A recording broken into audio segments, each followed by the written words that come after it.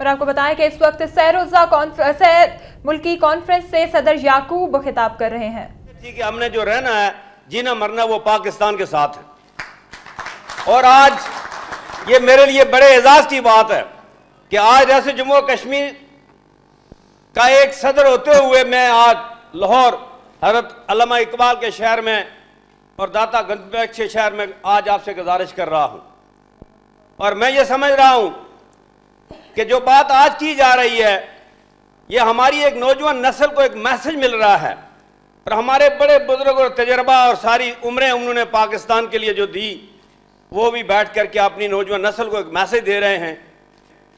तो इंशाअल्लाह वक्त आने वाला है, हालात ये वक्त ये साबित हो रहा है कि आने वाला वक्त इंशाअल्लाह पाकिस्तान में ज़रूर खुशहाली होगी।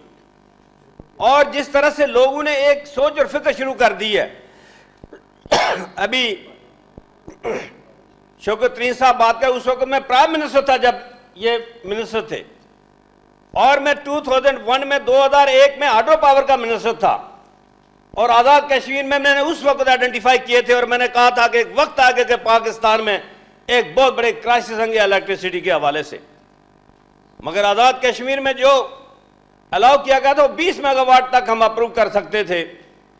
और मैं आज की इस मौजूदा हुकूमत का शुक्रगुजार हूं कि आज 100 मेगावाट तक हम अपने कलम से साइन करके अप्रूव कर सकते हैं। और आज भी आज़ाद कश्मीर में पाकिस्तान की जितने क्राइसिस इलेक्ट्रिसिटी हाइड्रो पावर हमारे पास इतने मंसूबे मौजूद हैं, इतनी जगह मौजूद है कि अल्लाह के करम से हम 15 से 18 हज़ार मेगावाट पाकिस्तान को बिजली दे सकते हैं। मगर ये बात जिस तरह इन्होंने कही, ये बात ज़रूरत है कि हम हर वो काम क्यों करें जो इंपोर्ट किया जाए। हमारे मुल्क में रब ताला ने इस मुल्क को एग्रीकल्चर, जो दुनिया में जो बेसिक ज़रूरत है, इस मुल्क में मौजूद है। तो मैं समझता हूं कि अगर ये बात हम सारे लोग, आज इन्होंने एक बहुत बड़ी बात लेक्चर जो दिया, मगर ये हमें और आपको हिसाब करना होगा कि सियासतदानों के लिए भी बात हुई, सारी बातें अपनी जगह पे हुई। तो मैं आपसे पूछना चाहता हूं कि हम आज पाकिस्तान में, कश्मीर में कितने लोग अपने हाथों से काम कर रहे हैं? हमने तो कामकाज ही करना छोड़ दिया। अब क्या हुकूमत ये कोई चीज इंपोर्ट करके देगी आपको और मुझे? ये तो मेरी और आपकी जरूरत बनती है कि हमने हाथों से काम करना। आप चाइना की बात कर रहे हैं, तो चाइना का मैं समझता हूं कि 90 साल का बूढ़ा भी काम कर रहा है। मर्द और औरतें काम करें। जब पाकिस्तान में हम कहते हैं कि इंटरनेशनल एनजीओ आएगी तो हमें कुछ देगी तो हम काम करेंगे। जब तक आपने अपने पांव पर खड़ा होने की नहीं सोची, जब तक आपने अपने हाथों से काम नहीं किया, तो यह बात बन नहीं सकती। आज रियासत जम्मू और कश्मीर के लोग अल्लाह के फजल करम से, मैं समझता हूं कि हमने जो फैसला किया था पाकिस्तान के साथ, आज हमारे इस वक्त भी ताज़ा दम खून और लाशें नीलम जेलम से आ रही हैं।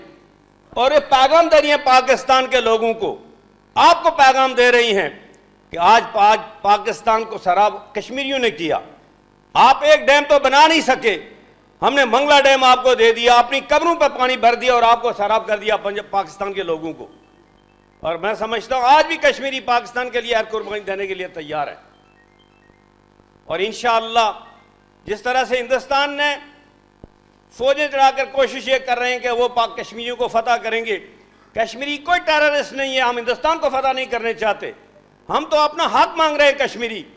और हक वो जो था हमारा, जो हिंदुस्तान की क़यादत ने यूएन रेजोल्यूशन की बात की थी, हक खुद इरादियत की बात की थी, हम अपना वो हक मांग रहे हैं। और मैं समझता हूं कि अगर कोई ये सोचे कि कश्मीरी पाकिस्तान के लिए बोझ हैं, ये उनकी गलतफहमी है। अगर कश्मीर नहीं होगा तो आपका पाकिस्तान 2 साल भी नहीं चल सकेगा। ये भी लिख के ले गए मोजिद निज़ामी साहब, यहां मौजूद हैं। कश्मीरी तो पाकिस्तान के लिए कुर्बानियां दे रहे हैं। आज फ्रंट पर कश्मीरी खड़े हैं, आज अफवाज पाकिस्तान फ्रंट पर खड़ी है। तो जब आपका पाकिस्तान कुछ न कुछ हिसाब से हिसाब किताब में है।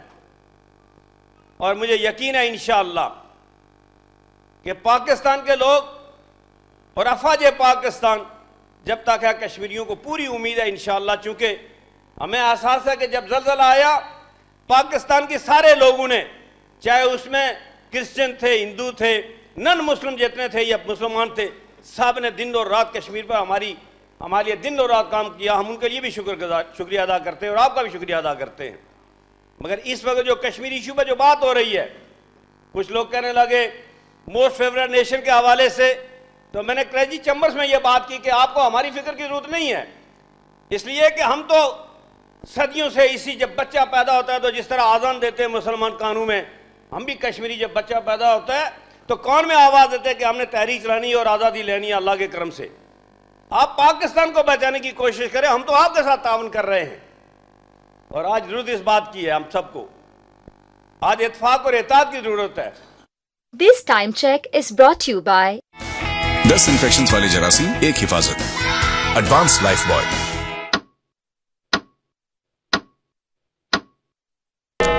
होने के नाते से हिंदुस्तान आज सलामती काउंसिल में जा रहा है मेंबर बनने के लिए, और उन ममालिक से मैं पूछने चाहता हूं कि जो मुल्क अपने ही मुल्क में सबसे बड़ा दहशतगर्द हो, उसको किस खुशी में आप सलामती काउंसिल की बात कर रहे हैं।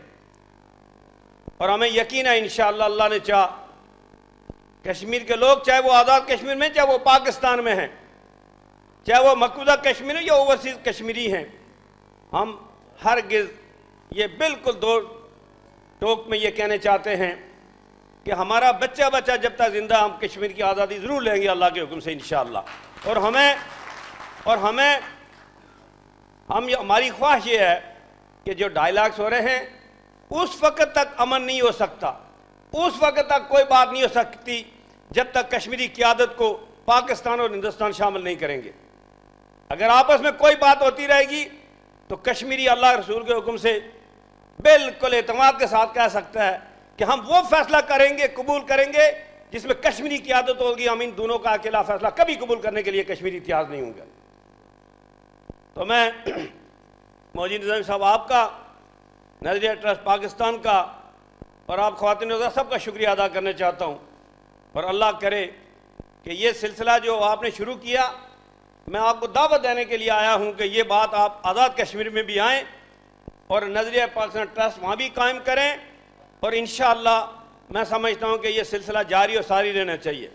आज बलूचिस्तान के हालात ख़राब हैं, हम सबको ये ज़रूरत है इस बात की। आज जिस तरफ जाएं तो मैं समझता हूँ कि हम सबको ज़रूरत है कि हमें इकट्ठा होना चाहिए, हमें इत्तेफाक और इत्तेहाद से काम करना चाहिए।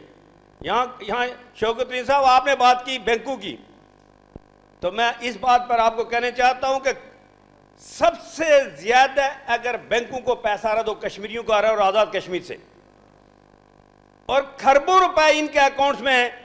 तो मैं इस पिछले हफ्ते स्टेट बैंक के गवर्नर से मिला, तो मैंने कहा आपके बैंक जो कश्मीर से पैसा ला रहे हैं उसमें आधे से आधा % भी वहाँ किसी जगह पर वो खर्च नहीं कर रहे और ना वो लोन दे रहे हैं। और जब तक वो सोशल सेक्टर पर खर्चा नहीं करेंगे, जब तक इंडस्ट्रीज को लोन नहीं देंगे, जब तक बात बन नहीं सकती।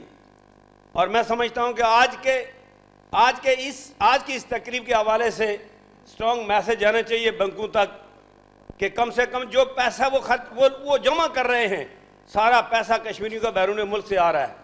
और जब इनसे पूछा जाए कि किसी सोशल सेक्टर में कश्मीर में कोई एक आधा से आधा % भी नहीं वो लग रहा है, तो मैं समझता हूँ कि इंशाअल्लाह आपकी इस बात से ये मैसेज ज़रूर जाएगा। और जितने बैंक हैं, जितने वो पैसे जमा कर रहे हैं, इन लोगों को वहाँ पर इंफ्रास्ट्रक्चर में, इनको सोशल सेक्टर में खर्च करना चाहिए। तो आखिर में मैं आप सब हजरात का शुक्रिया अदा करते हुए, चूँकि जुम्मा भी है और मैं कल हाज़िर होना था, मगर उसकी सारी प्रॉब्लम्स होने की वजह से मैं आज आपके पास हाज़िर हुआ। और इंतहाई खुशी इस बात पर हुई कि जो लोग अफवाह साज फैक्ट्रियाँ हैं कि पाकिस्तान टूट रहा है, पाकिस्तानी इकट्ठे नहीं हो सकते, मगर आज की इस तकरीब के बाद मुझे यकीन और एतमाद हुआ अल्लाह के फजल करम से कि पाकिस्तान बना था ला इलाहा इल्लल्लाह के नाम से, और ये कायम और दायम रहेगा। मैं आखिर में आप सबका शुक्रिया अदा करते हुए आपसे इजाज़त चाहता हूँ। बहुत बहुत शुक्रिया।